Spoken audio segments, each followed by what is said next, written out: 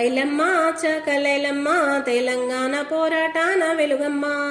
ఐలమ్మ చాకలైలమ్మ తెలంగాణ పోరాటాన వెలుగమ్మ. ఓరుగల్లు జిల్లా రాయపర్తిలోని కిష్టాపురంలోన పుట్టింది. ఓరుగంటి మల్లమ్మ సాయన్నాల ముద్దు కూతురై మురిసింది. రజక కులంలోన రత్న దీపమయ్యి ఊరువాడ పేరు వడసింది. 13వ ఏటనే పాలకుర్తిలోని చిట్యాల గ్రామపు గోడలై చేరింది.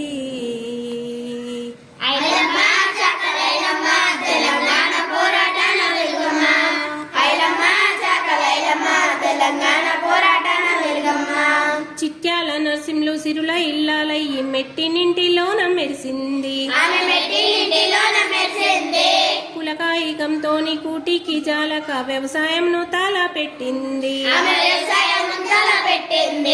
మల్లంపల్లి కొండలరావు భూస్వామి తాయిక కౌలు వ్యవసాయం చేయసాగింది. ఏటికేడాదికి మంచి పంటలు తీసి సొంత ఇంటిని తాను గట్టుకున్నదమ్మా. తెలంగాణ పోరాటాన వెలుగమ్మ. ఐలమ్మ చాకలైలమ్మ తెలంగాణ పోరాటాన వెలుగమ్మ. అయినా వారి రీతిగైన ఐలమ్మను పట్వారి చిత్రంగా చూసిండు. కాలి కింది చెప్పులోలే ఉండేటిది తలకి కూడేమని తలచిండు.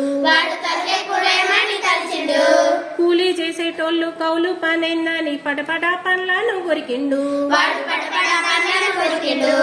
కౌలు బంధు చేసి కూలీకి రమ్మంటే కయ్యానికే సిద్ధమయ్యింది ఆయమ్మ. తెలంగాణ పోరాటాన వెలుగమ్మ. ఐలమ్మ చాకలైలమ్మ తెలంగాణ పోరాటాన వెలుగమ్మ. మాటిన లేదని మండిన పట్వారి పాము తీరుగా పగబట్టిండు.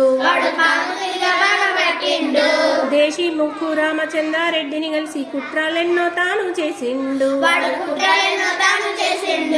పొలమంతా నాశనమునరించి ఆక పంటనింటికి గొంచబోయిండు.